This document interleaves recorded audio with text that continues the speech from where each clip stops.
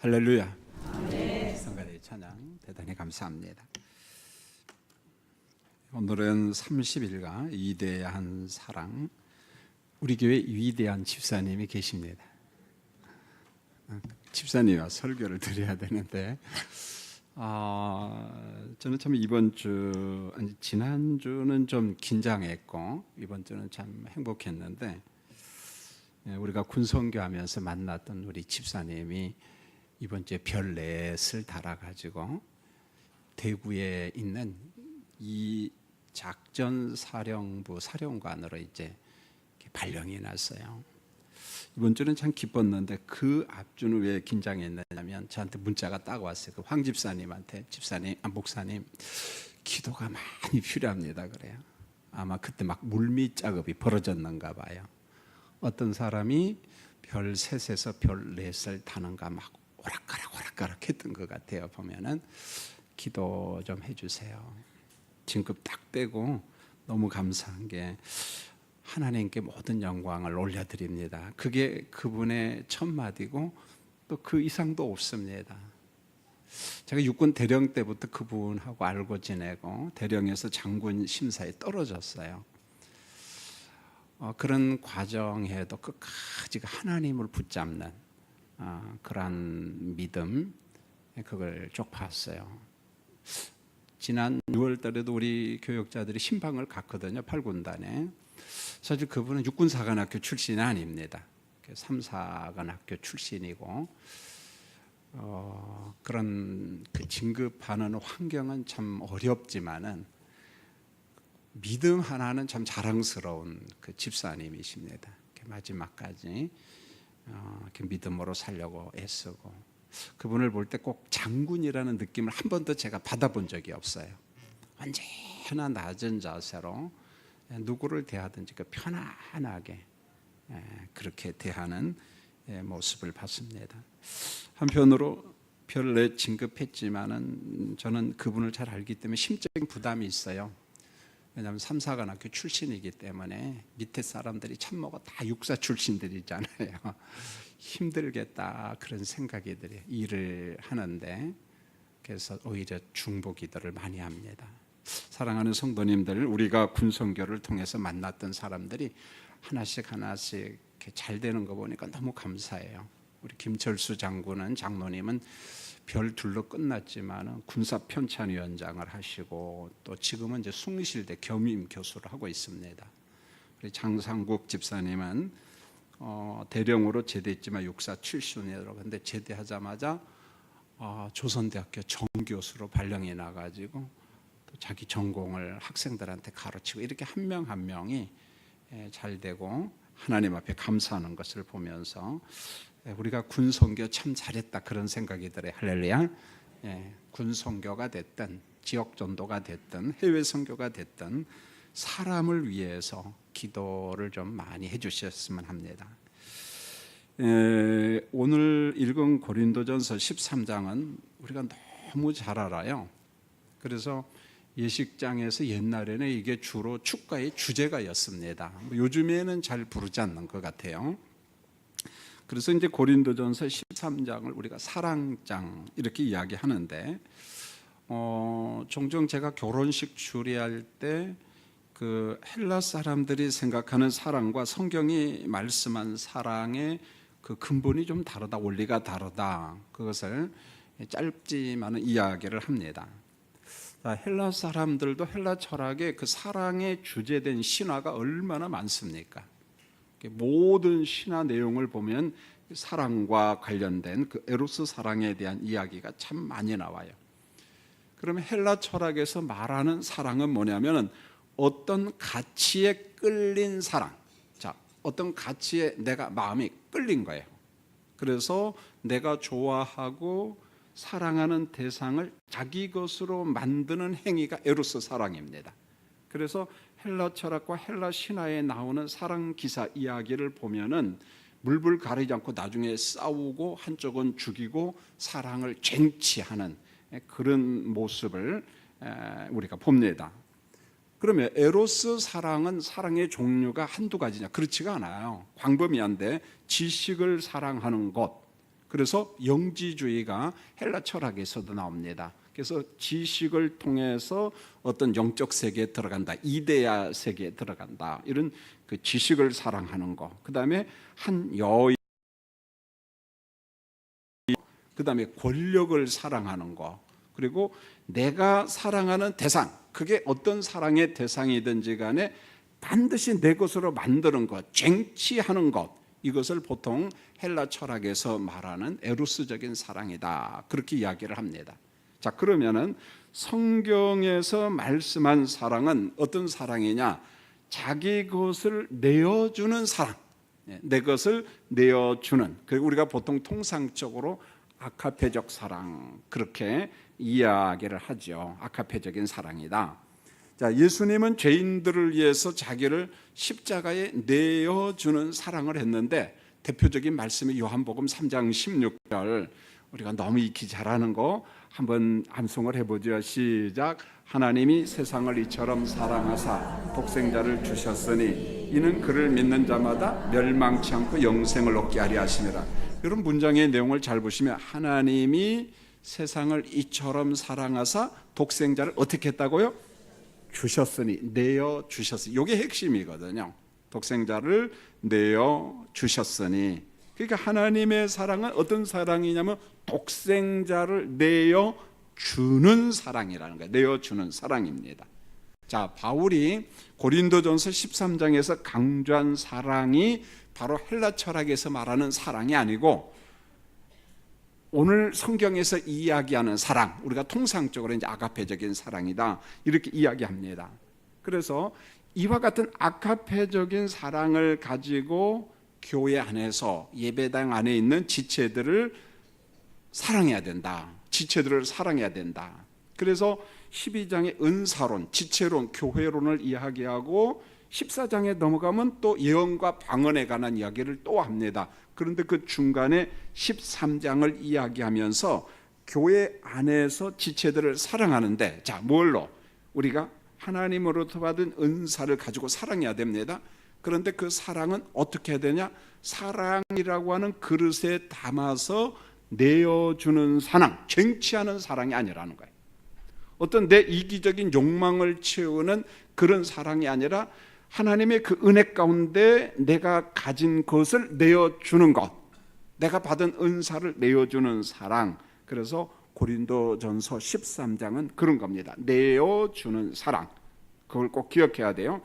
여러분, 우리가 고린도전서 공부를 지금 이제 13장 하는 차례 31과째거든요. 고린도전서 41과까지 하면 이제 다 끝납니다. 앞으로 14장, 15장, 16장, 15장 말씀이 좀 깁니다. 또 내용도 조금은 어렵기도 하고, 그래서 이제 고린도전서를 금년 말까지 이제 마치려고 하는데요. 지금까지 공부한 고린도전서를 한번 생각해 보세요. 고린도전서의 환경, 분위기가 나오는데 고린도 교회를 특징 지우는 몇몇 단어가 있습니다. 그게 뭐냐? 분쟁, 분열. 그 대표적인 게 4개 파벌이 있잖아요. 한번 기억해 보세요. 나는 아볼로파, 바울파, 게바파, 그리스도파, 이렇게 이야기했어요. 자, 고린도 교회 하면은 은혜를 많이 받았다고 하면서 능력이 있다고 하면서 온통 분쟁이고 파벌입니다. 다툼. 그런데 이 다툼은요, 어떤 그 지도자에 대한 험담, 지도자에 대한 악담, 어떤 권위에 대해서 고분고분 순종하기보다는 무조건 공격하고 보는 이 못된 기질이 고린도에 있는 것 같아요. 보면은요. 그 다음에 과시, 자기가 받은 것, 자기가 가진 것에 대한 일종의 잘난체죠. 보면은, 자, 이와 같은 것을 가지고 교회의 분위기를 깨뜨렸어요. 위화감을 조성했다, 이런 말입니다. 여러분, 분쟁, 분열, 다툼, 어떤 지도자에 대한 공격, 자기 것에 대한 과시, 이런 단어들의 특징이 뭔가 하냐면은 주님의 교회, 주님의 공동체를 파괴하는 단어들이라는 거예요. 주님의 거룩한 공동체를 깨트리는 용어들이에요. 단어들이라는 것입니다. 여러분, 이제 고린도전서를 마치면은 한 가지 정리가 되는데, 야, 이 참 교인들 기질이 별로다, 그런 생각이 저절로 들 겁니다. 그건 잘 모르겠어요. 고린도시 전체가 전반적인 분위기가 그런 건지 아니면 고린도 교회 구성원들의 기질이 그런 건지 그건 잘 모릅니다만은, 여러분 가장 대표적인 아픔이 뭐냐? 고린도전서 9장 15절 우리가 이미 공부를 했는데 한번 읽어보죠. 사도 바울의 참 애절한 아픔이 있어요. 막 굉장히 고통스러운 아픔. 우리가 고린도전서와 후서를 공부하다 보면 이게 얼마나 애절한 아픔, 고통인지 몰라요. 여러분 고린도전서 9장 15절 한번 사도 바울의 마음을 한번 읽어봤으면 좋겠어요. 읽습니다. 시작. 그러나 내가 이것을 하나도 쓰지 아니하였고 또 이 말을 쓰는 것은 내게 이같이 하여 달라는 것이 아니라 내가 차라리 죽을지언정 누구든지 내 자랑하는 것을 헛된 대로 돌리지 못하게 하리라. 여기 보면 내가 차라리 무엇할지언정 죽을지언정, 이게 뭘로 때문에 나오냐면 사례비 때문에 나온 거예요. 헌금, 그리고 목회자에게, 사도에게, 선교사에게 주는 사례비 때문에 나온 건데, 사도권의 공격을 받고 뭐 별별 소리를 다 듣습니다. 얼마나 비참했는지 몰라요. 고린도 교인들이요, 돈 가지고 사도 바울을, 사례비 가지고 사도 바울을 얼마나 힘들겠는지 몰라요. 자, 이때 바울이 뭐라고 이야기하냐? 내가 차라리 죽을지언정 고린도 교회가 주는 사례비는 받겠다, 받지 않겠다. 난 죽었다 깨어나도 안 받겠다는 거예요. 그러면은 어떻게 생활하지? 어떻게 목회하지? 하나님께서 채워주시는데 여러 가지 방법으로 채워줘요. 빌립보 교회가 채워주고 개인 후원은 받습니다. 빌립보 교회가 주는 것은 교회가 주는 건 받아요. 그러나 고린도 교회가 주는 것은 절대 받지 않습니다. 왜요? 너무 오해도 많고 험담도 많고 악담도 많고, 그래서 고린도 교회 사역할 때 너무너무 힘들었는데 하나님께서 어떤 후원 그룹을 만드냐, 개인 그룹을 만드는데, 자, 하나만 뭐죠? 고린도 후서 11장 9절로 한번 넘어가 볼까요? 고린도 후서 9장 11절. 자, 찾으셨죠? 같이 한번 읽겠습니다. 시작. 너희가 모든 일에 넉넉하여 너그럽게 연보를 하면 그들이 우리로 말미암아 하나님께 감사하는 것이라. 가만 있어봐요. 11장 9절인데 제가 잘못 읽었네요. 왜 엉뚱한 걸 읽었지 그랬네. 죄송합니다. 고린도후서 11장 9절 같이 한번 읽겠습니다. 시작. 또 내가 너희와 함께 있을 때 비용이 부족하였으되 아무에게도 누를 끼치지 아니하였으면 마게도냐에서 온 형제들이 나의 부족한 것을 보충하였습니다. 내가 모든 일에 너희에게 폐를 끼치지 않기 위하여 스스로 조심하였고 또 조심하여라. 그러니까 고린도 교회에서 사역비를 받지 못하다 보니까 생활이 정말 어려웠어요, 사역이. 고린도 후서에서 뭐라고 이야기하냐면은 또 내가 너희와 함께 있을 때 비용이 어떻게 했어요? 나 부족했어요. 부족한 정도가 아니었어요. 사실은 어려웠어요. 그런데 아무에게도 누를 끼치지 아니하였음은 누가 사역비를 가지고 오느냐면 마케도니아에서 온 형제들이 이렇게 말합니다. 마케도니아 교회가 아니에요. 마케도니아의 소그룹의 형제들이 사역비를 가지고 달려옵니다. 그래서 사도요 하십시오. 그런데 고린도 교회가 주는 사례비를 받지 못했을 때 이 사역비를 고린도 교회가 그러면 일체 모른 채 했느냐? 그렇지 않고 고린도 교회 지도자 유명한 세 사람이 있는데 그 세 사람이 개별적으로 사역비를 지원합니다. 교회 지원을 받는 것이 아니고 주변에 있는 교인들, 형제들이 도와주고, 물론 이제 빌립보 교회는 도와줍니다.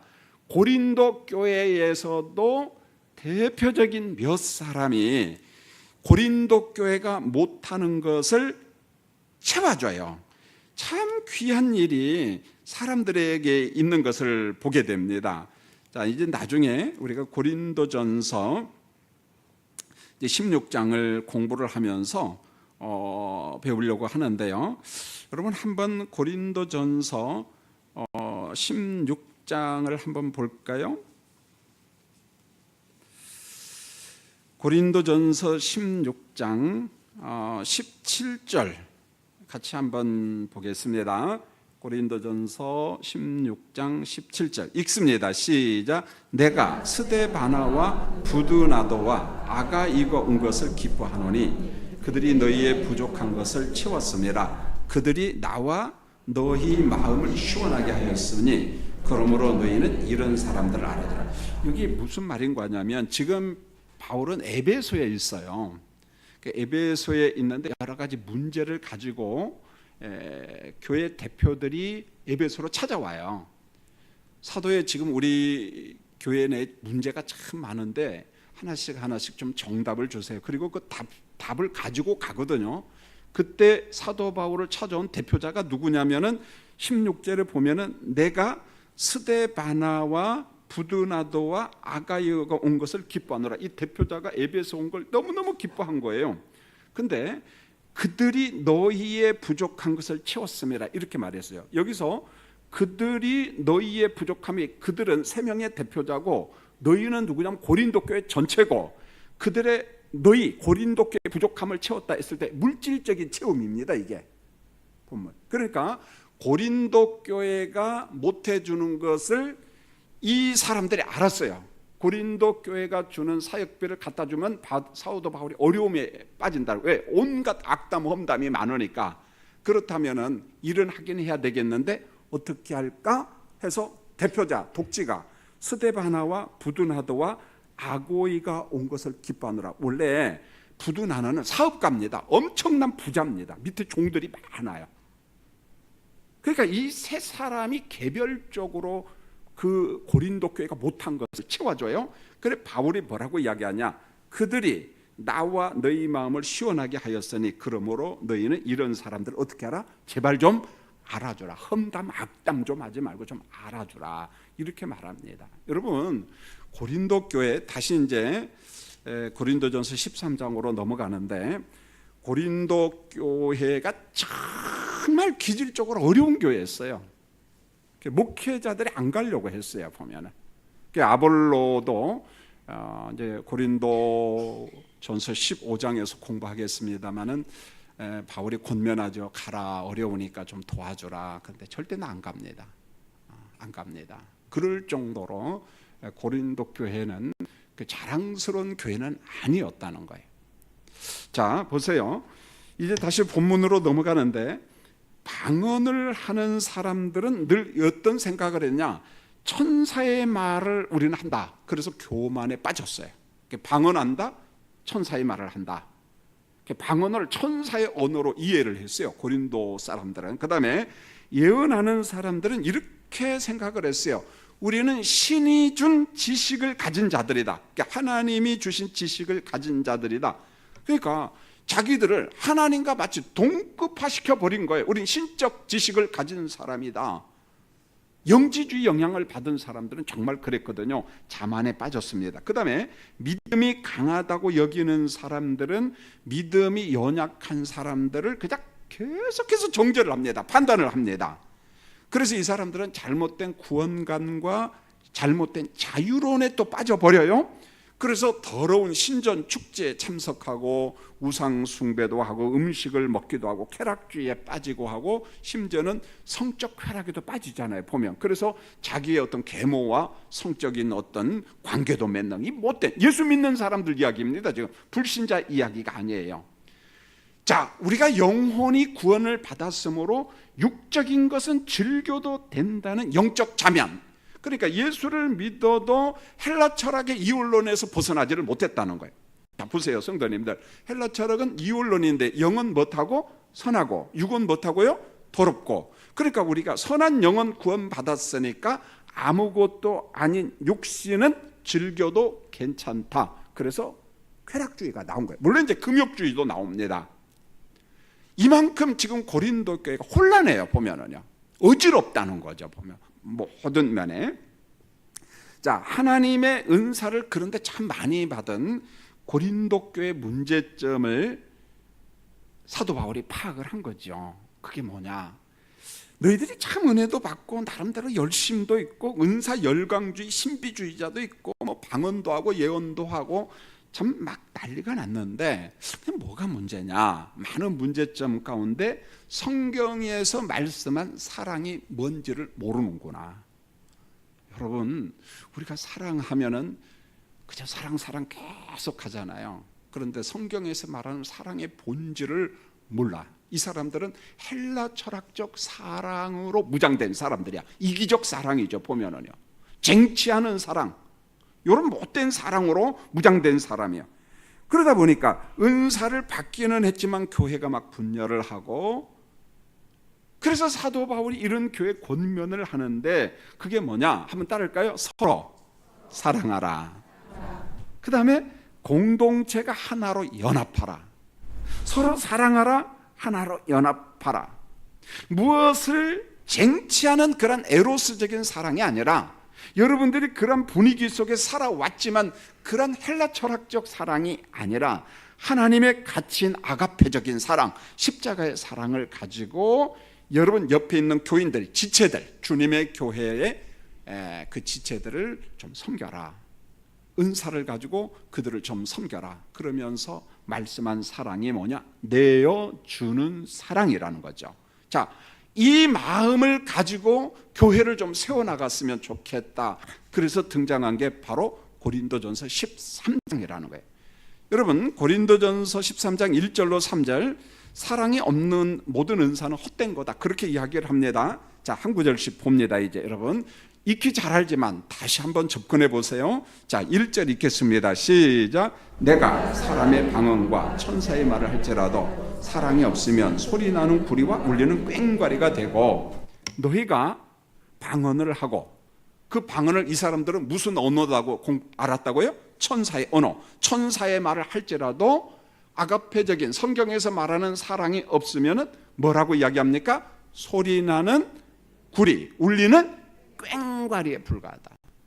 여러분, 꽹과리도 박자 맞추면 참 듣기 좋아요. 사물놀이 하면. 그런데 꽹과리 박자다 안 맞추면은요, 그 소음 중에 소음입니다. 짜릉짜릉짜릉하고, 얼마나 듣기 거북한지 몰라요. 여러분, 고린도 교인들은 방언 중에, 은사 중에 방언을 최고의 은사로 여겼어요. 많은 은사, 병고침의 은사보다도 방언을 더 쳤어요, 이 사람들은. 그래서 방언은 천사의 언어다. 그래서 우리가 성령의 능력을 받은 사람만 방언을 한다라고 엄청난 거두름을 피웠습니다. 이게 고린도 교회 분위기가. 방언 못한 사람은요, 기도 못 폈어요. 분위기가 그랬다는 거죠.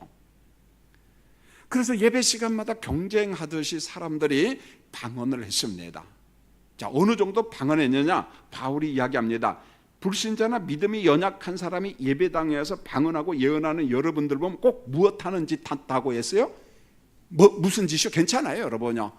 미친 짓 하는 걸로 보일 정도로 어지러웠어요, 여러분요. 난리가 난 거야. 설교도 못해. 막 날랄랄랄랄라고 여기서 막 할렐루야하고 날라하고 난리가 났다니까요, 여러분. 여러분, 나중에 고린도전서 14장 공부하겠습니다만은요, 뭐 보통 문제가 아니었다는 거죠, 보면은. 그러니까 경건해야 될 예배가 너무너무 무질서했다는 거예요. 어지러웠습니다. 여러분, 왜 사도 바울이 방언을 하는데 사랑이 없으면 울리는 꽹과리, 이게 우리나라 이야기가 아니고 그 당시 이야기입니다. 그걸 그대로 가져오는 거예요. 여러분, 울리는 꽹과리, 소리나는 구리와 울리는 꽹과리는 뭐냐면은, 이 당시 헬라 신전에서 종교 의식을 행할 때 그 의식 가운데 하나가 사용하는 도구가 하나 있는데 꽹과리였어요. 광란의 의식이라는 게 있습니다. 광란, 신전 의식. 그 속에 광란의 의식이 있는데 꽹과리를 막 요란하게 막 쳐댔어요. 막. 그러면 이렇게 꽹과리를 막 치고, 그러면 어떤 일이 생기냐? 접신을 한다고 생각했어요. 접신이 뭐냐면은 신과 접신한다는 거죠. 입신한다, 그런 개념. 그래서 막 그 황홀경 속에 빠지는 거예요. 엑스터시 현상에 빠지는 겁니다. 여러분, 내가 어떤 그 황홀경에 빠지는 거, 음악을 통해서도 빠지고 댄싱, 춤을 통해서도 빠집니다, 여러분요. 그래서 아프리카 사람들을 보면 밤새고 무엇합니까? 춤을 추는 거예요. 나중에 보면은 눈빛이 이상합니다. 왜요? 귀신 들림 현상, 황홀경 현상이 다 빠지는 거예요. 여기 울리는 꽹과리라는 게 그냥 나온 게 아니라 바울 사도가 살았던 그 시대 신전에서 행하는 의식이에요. 이게 광란 의식. 무슨 말입니까? 바울이 지금 경고를 하는 건데, 자기 자신을 내어주는 사랑이 없는 방언, 그게 천사의 말일지라도 그 속에 사랑이 없다면은 신전 축제, 이방인들이 광란 의식을 할 때 하는 의식과 무엇하다? 똑같다는 거예요. 무엇이 없으면? 사랑이 없으면. 여러분들은 방언을 하고 천사의 언어라고 막 자랑하고 난리인데, 그런데 내가 보니까 그 속에 진정한 사랑이 없다면은 그거 여러분들 신전에서 봤지? 꽹가리 치면서 광란의식, 그거하고 똑같은 거야. 그 똑같은 거야. 왜 그러냐면, 은사는 뭐냐면 교회를 사고 연약한 지체를 세우고 섬기는 성화의 도구로서 은사지, 왜 그런 방언을 한다고 뭐 천사의 언어 한다고 못한 사람 정죄하고 판단하고 이상 야릇한 행동하는데, 제발 그런 짓 좀 하지 말라 이 말입니다. 여기에서 이제 김 목사 말을 잘 들어야 됩니다. 수없이 강조했습니다. 그러면은 방언의 은사가 있을까요? 없을까요? 있습니다. 방언 통역의 은사가 있어요? 없어요? 있습니다. 없다고 말하면 안 돼요. 하나님을 우리가 믿고 신뢰해야지, 성령을 하나님으로 신뢰해야지, 우리 막 머리로 자꾸 막 제한하면 안 돼, 하나님의 능력을. 그러면은 우리 교인들도 개인적으로 방언의 은사를 받은 사람이 있습니다. 성령께서 어느 때는 강권적으로 입술을 열어요. 내가 안 하려고 해도 열어요. 예? 막 기도하기를 원합니다. 대부분 그 기도는요, 중보기도입니다. 보면은 그럴 때는 하셔야 돼요. 어디서 하냐면, 얼른 개인 공간, 여러분의 골방도 좋고 우리 예배당에도 공간이 많거든요. 보면은 가가지고 문고리 딱 걸어 잠그고 성령께서 그만하라고 할 때까지 하십시오. 대부분 방언이 한번 꽝 터지면은요, 30분 천만의 말씀이요, 10분 기도했는데 3시간 합니다. 이게 방언의 은사예요. 방언의 은사입니다. 교인들이 많으면은 혼자 몰입하면서 기도할 장소를 찾아가시고, 만약에 담임 목사나 그 교회가 방언을 조금 오픈된 교회에서 심야 기도 같은 데는 통성으로 기도하는 경우가 있거든요. 그때는 방언으로 기도해도 상관이 없습니다, 여러분. 왜요? 내가 방언 기도해도 옆에 들리긴 하지만은 그 사람한테 회방되지가 않거든. 괜찮아요, 여러분요. 제가 왜 그러냐면, 은사는 절제하면은 약화가 돼요. 나중에 따는 내가 진짜 이거 은사를 받았나 안 받았나 모르고 나중에 따는 방언이 안 나와. 하려고 해도 안 돼. 어색해요, 여러분요. 하나님이 하나님의 교회와 지체들을 섬기도록 다양한 은사를 주셨는데, 지나치게 절제하고, 어떤 목회자가 방언을 신하니까 방언을 막 비판하고 막 욕하고 못하게 하면 절제하잖아요. 그게 자연적이 소멸돼 버린다는 거죠, 보면. 그래서 우리 같은 장로 교인들 방언 은사를 받은 사람들은, 여러분 간곡히 부탁합니다. 여러분 집에서라도 혹은 교회에서라도 절제하지 마시고 계속 해야 돼. 그걸 통해서 중보 기도를 하고, 누군가 기도가 지금 필요하다거든. 중보 기도가 필요하다는 거예요. 무슨 말인지 아시겠습니까, 여러분요? 그래서 은사를 지나치게 절제하는 것은 바람직하지 않다는 거예요. 그 다음에 여러분 2절을 잘 보세요. 예언 이야기가 나오는데, 자, 예언 읽겠습니다. 2절 시작. 내가 예언하는 능력이 있어 모든 비밀과 모든 지식을 알고 또 산을 옮길 만한 모든 믿음이 있을지라도 사랑이 없으면 내가 아무것도 아니요, 이렇게 말합니다. 여러분 보세요. 예언하는 능력이 있어서 모든 비밀을 알고 모든 지식을 알고 산을 옮길 만한 모든 믿음이 있어도, 대단한 겁니다, 여러분요. 비밀을 알고 지식을 알고 산을 옮길 만한 뭐가 있어요? 믿음이 있어. 그런데 사랑이 없으면은 뭐라고 이야기합니까? 사도 바울이 아무것도 아니다라고 이야기합니다. 아무것도 아니다. 여러분, 모든 비밀, 모든 지식이 뭐냐면은 상대방의 은밀한 지식을 한다, 비밀하다, 그 말 아닙니다, 여러분요. 그 쓸데없는 예언 은사를 받았다고 한 사람들은 이상한 짓 하고 있는데, 여러분 그런 건 우리한테는 안 통해요. 보면은요, 그 신학을 못하고 성경 해석을 못하는 일반 성도들한테 사기치는 거지, 그건 우리하고는 안 통합니다. 여러분, 여기에서 말하는 모든 비밀과 모든 지식은 하나님의 구원 계획이에요, 여러분요. 이미 성경에 말씀하신 그것에 대한 바른 해석, 비밀, 지식, 그러한 은사를 주신다는 거예요. 그래서 예언은요, 가장 중요한 게 뭐냐? 설교예요. 성경 해석입니다. 찌븐길리 같은 사람도, 그 중세의 종교개혁자도 여러 가지 있지만 예언을, 많은 종교개혁자들도 말씀에 대한 바른 해석, 발음을 강조해요. 발음, 정통을 강조한다는 거죠. 바르게 해석하는 거. 그 다음에 여기에서 산을 옮길 만한 믿음이라고 했는데, 이것은 구원의 믿음이 아니고 하나님으로부터 받은 이적과 기적을 행하는 능력으로서 믿음의 은사라는 거예요. 이 구원의 믿음 아닙니다. 능력 행하는 믿음이 있어요, 여러분요. 능력을 행하는 큰 믿음이 있다는 거예요. 하나님의 나라 선교를 하는데 이런 사람이 없다면 주의 나라가 어떻게 확장이 됩니까? 전부 다 냉랭한 사람들만 모이면은 무슨 일을 합니까? 못하는 거예요. 여러분, 우리 평신도들 가운데도 이런 은사 받은 사람이 있는데 우리가 존귀하게 여겨야 된다는 거죠. 자, 이런 비밀, 지식, 믿음을 가지고 예언하는 사람이 있을지라도 아카페적인 사랑이 없다면, 그것으로 은사를 활용하지 못한다면은 그 사람의 은사는 아무것도 아니다라는 거예요. 아무것도 아니라는 거예요. 여러분, 바울이 아무것도 아니라고 말했을 때는요, 완전 그냥 한마디로 말해서 싹 무시해버리는 겁니다. 바울의 성품이요. 그 쓸데없는 짓 하지 말아라, 이 말입니다. 오히려 하나님의 깊으신 사랑이 없는 은사는 교회를 허물어요. 교회를 파괴합니다. 그래서 은사 받고 무너진 사람들이 참 많아요. 기독교 역사를 보면 은사 받고 무너진 사람들이 정말 많습니다. 왜요? 그것을 성경대로 관리하지 못해서 그래요. 그 다음에 3절을 보세요. 참 대단한 겁니다, 여러분. 3절 읽겠습니다. 시작. 내가 내게 있는 모든 것으로 구제하고 또 내 몸을 불사르게 내줄지라도 사랑이 없으면 내게 아무 유익이 없느니라. 자, 여기 보세요. 내게 있는 모든 것으로 구제하고, 여러분 혹시 물어보겠어요? 모든 것으로 구제해 본 적 있나요? 못해요, 여러분요. 물력이 대단합니다. 이제 이런 것은 거의 죽기 일보 직전에, 아니면은 인생을 다 살아보고, 야, 이거 다 아무것도 아니구나 그러면서 김밥 팔아가지고 10억씩 학교 갖다 주는 어머니들 가끔 있거든요. 그분들은 인생을 정말 살아보고 이거 아무것도 아니구나, 그런 거예요, 보면은. 그 다음에 자신의 몸을 불사르게 내어줄지라도, 불사르게 내어준다는 말은 일종의 죽음으로써 헌신하는 거예요.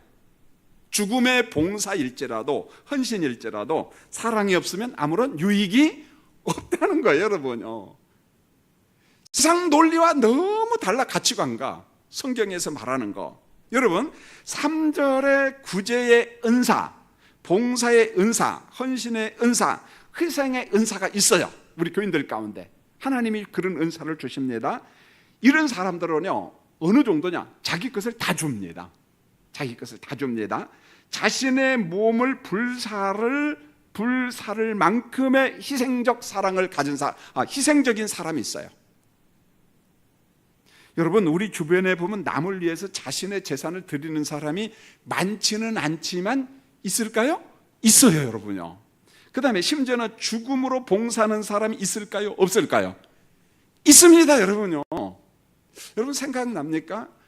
그 오래전에 그 울산 형제인데 고 이수연 씨, 물론 이제 이것을 정확하게 어디까지 해석해야 될까, 이건 잘 모르겠어요. 저도 그저 글을 보고 지금도 그 기사, 이분은 일본에서 주는 유명한 상은 거의 다 탔습니다. 26살에 일본에 유학을 갔어요. 고려대학교, 내가 알기로는 세종 캠퍼스를 다니다 간 친구예요. 26, 울산 친구인데, 자, 기차를 타려고 기다리고 있는데, 열차를 타려고 기다리는데 누군가가 철길이 어떻게 됐어요? 떨어졌어요. 어떻게 해야 됩니까? 살리려다가 미처 자기가 나오지 못하고 어떻게 했냐면 죽었습니다.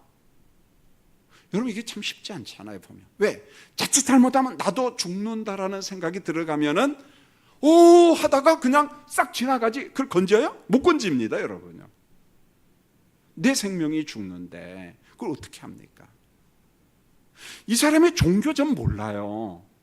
여러분, 우리 주변에 보면은 심지어 죽음으로 봉사하는 사람들이 있다는 거예요, 여러분요. 우리나라에도 그런 사람이 있을 겁니다. 영웅적 희생도 있습니다. 보면은 특별히 군인 같은 사람들 전쟁터에 보면은 그런 영웅적인 희생자가 있습니다.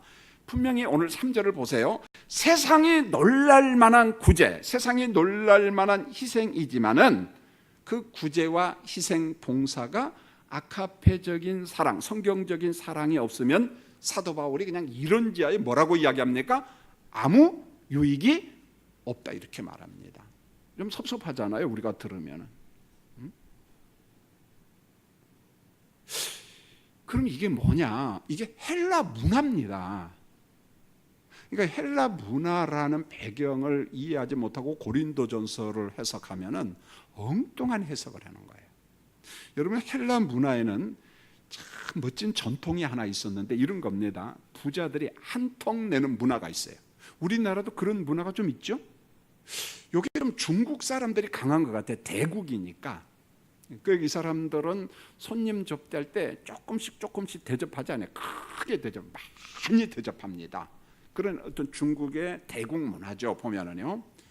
그래서 그 헬라 문화 속의 부자들은 동네 잔치를 종종 해줍니다. 그 지역에 부자가 있으면은 동네 잔치, 그게 바로 이제 신전 축제와 관련된 동네 잔치를 많이 하죠. 그래서 돈이 많은 사람, 권력이 높은 사람들은 자신의 돈을 기부하기도 하고 헌금을 했습니다.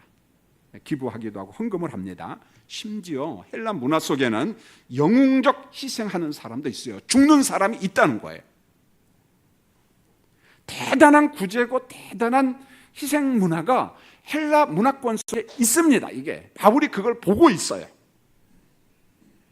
그러나 많은 돈의 구제와 설령 그 사람이 육신을 죽는 희생 있을지라도 그 속에 진정한 사랑, 성경적인 사랑, 십자가의 아카페적인 사랑이 있으면 바울이 뭐라고 이야기합니까? 유익이 있다? 아무런 유익이 없다. 아무런 유익이 없다. 이렇게 말하는 거예요. 하나님의 사랑이 없는 종교, 아카페적인 사랑이 없는 자기 희생은 가치가 없다는 거예요. 가치가 감소된다는 것입니다. 너무하리만큼 사도 바울이 냉정하게 그냥 잘라버립니다. 그러므로 모든 은사는 지체를 섬길 때 언제나 무슨 마음으로 계속 우리가 그 기도해야 돼요. 하나님, 내게 주신 은사가 있는데 이 은사를 가지고 상대방을 섬기고 주님의 교회와 하나님의 나를 섬기고 내가 부각되지 않도록 하나님 나를 좀 다스려 주세요. 자, 그러면은 본문 4절로부터 7절에 보면은 아카페적인 사랑의 봉사가 뭔가, 은사 활용이 뭔가 15개 주제가 나오는데 이걸 제가 일일이 다 해석은 하지 않겠습니다. 자, 한번 보시죠. 사랑은 무엇 참고 오래 참고, 복수하는 것이 아니라는 거예요.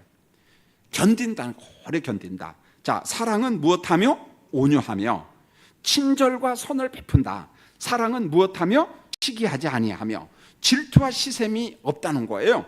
사랑은 무엇하며 자랑하지 아니하며 과시하지 않는다는 거죠. 사랑은 무엇하며 교만하지 아니하며, 여러분 좀 같이 하면 좋아요. 여러분 그냥 가만히 제 얼굴만 보지 말고.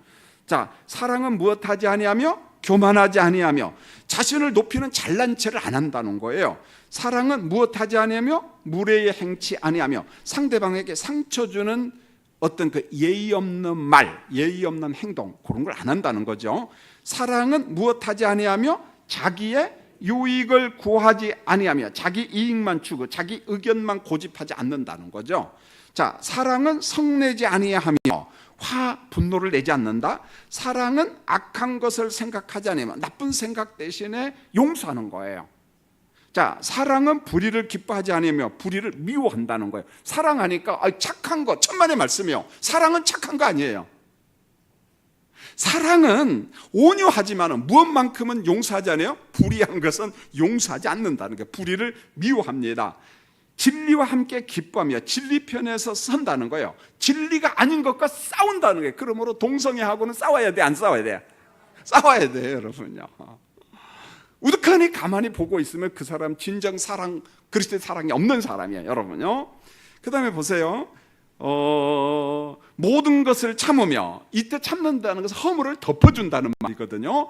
그 다음에 모든 것을 믿으며 실망스러운 행동을 봤어요, 상대방. 그런데 나 실망했어, 난 그 사람 뭐 그렇게, 그러지 말고 신뢰관계를 유지하면서 지속적으로 그를 사랑해 주라는 거예요. 사람이 한두 번 실수합니까? 그걸 갖다가 그냥 막 붙잡고 물고 넘어, 그러지 말라는 거예요, 여러분요. 그 다음에 모든 것을 바라며, 성령 안에서 새로운 사람이 되기를 바라며, 이게 사랑이에요. 모든 것을 어떻게 해요? 견디느니라. 피해를 입고 손해를 좀 봤지만, 참 힘들지만 성령으로 견디라. 한 번 더 강조합니다. 우리가 예배 전에 복음성을 부르는데 뭐냐? 견디고, 그 다음에 뭐예요? 버티고. 한번 따라하겠습니다. 견디고, 버티고. 무엇으로? 믿음으로. 할렐루야. 믿음으로 견디고 버티고. 이제 예배전 찬송할 때 좀 힘차게 찬송하고, 이 구절 나오면 더 세게 견디고, 그 다음 뭐 하고요? 버티고. 믿음으로 그렇게 하시면 됩니다. 그리고 이제 15가지 주제는요, 십자가와 성령으로 하는 관용과 용서지, 관대함이지 사람의 의지에서 나온 자연적 성품 아닙니다. 그거 대단히 중요합니다. 이 15가지 주제를 우리의 의지로 관용하고 용서한다? 될까요? 안 될까요? 안 돼요. 뭐 버티면 되지, 뭐 견디면 되지. 속이 썩어 문드러져요. 안 돼요. 자연적 성품이 아니에요. 누가 도와줘야 돼요? 성령의 은혜, 성령의 능력. 거기에 반드시 십자가가 들어가야 된다는 거죠. 그래서 이 15가지 열매는 성령이 주신 열매고 십자가의 은혜지 우리 의지적으로 되지 않아요. 근데 제가 이 15가지 주제를 보면서 제가 이 중에 뭐 다 중요한데, 삶 속에 정말 필요한 게 뭐냐? 가정생활을 해보고 목회를 해보고 인간관계를 해보니까 가장 중요한 게 오래 참음과 오래 견딤이에요. 오래 참아야 돼요. 오래 견뎌야 됩니다. 할렐루야. 예. 그 다음에 이제 본문 8절로 13절은 사랑은 위대한 하나님의 성품인데, 요거 그냥 읽기만 하겠어요. 벌써 8시 24분인데. 자, 8절로부터 13절까지 집중해서 한번 읽겠습니다. 시작. 사랑은 언제까지나 떨어지지 아니하되 예언도 피하고 방언도 그치고 지식도 피하리라. 우리는 부분적으로 알고 부분적으로 예언하니 온전한 것이 올 때에는 부분적으로 하던 것이 피하리라. 내가 어렸을 때에는 말하는 것이 어린아이와 같고 깨닫는 것이 어린아이와 같고 생각하는 것이 어린아이와 같다가 장성한 사람이 되어서는 어린아이의 일을 버렸노라. 우리가 지금은 거울을 보는 것 같이 힘이 하나 그때에는 얼굴과 얼굴을 대하여 볼 것이요, 지금은 내가 부분적으로 아나 그때에는 주께서 나를 아신 것 같이 내가 온전히 알리라. 그런즉 믿음, 소망, 사랑은 세 가지는 항상 있을 것인데 그 중에 제일은 뭐다? 사랑이다. 결국은 사도 바울이 이걸 강조하면서 11절에 이렇게 말합니다. 내가 어렸을 때는 말하는 것이 누구와 같았어요? 어린아이와 같았고 깨닫는 게 어린아이와 같고 생각하는 것이 어린아이와 같다가 그 다음에 뭘 강조합니까? 장성한 사람이 되어서는 어린아이를 버렸다. 지금 바울이 사랑 이야기를 하면서 고린도 교회를 누구 취급하는 거예요? 애기 취급이에요. 애기예요. 그러니까 애기 성도들아, 이제는 좀 진리를 깨닫고 무엇이 되라? 장성한 어린아이일 것 좀 버려라 그러는 거죠. 여러분, 믿음의 연수가 몇 년입니까?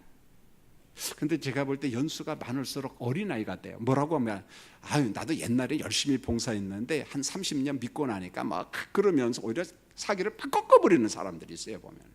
여러분, 믿음의 연수만큼 우리의 신앙은 어떻게 돼요? 장성한, 히브리서가 이야기한 게 똑같은 거예요, 여러분요. 장성한 성도가 돼야 돼요. 수요일 밤에 오신 사랑하는 성도님들, 우리가 받은 은사 모든 것을 사랑을 가지고 봉사하되 헌신하고 구제하되 섬기되 어린아이의 자세를 버리고 정말 의젓함, 장성한 신앙의 인격을 소유하는 우리 성도들이 되시기를 예수님의 이름으로 축원을 드립니다. 기도하겠습니다. 자, 교회 소식을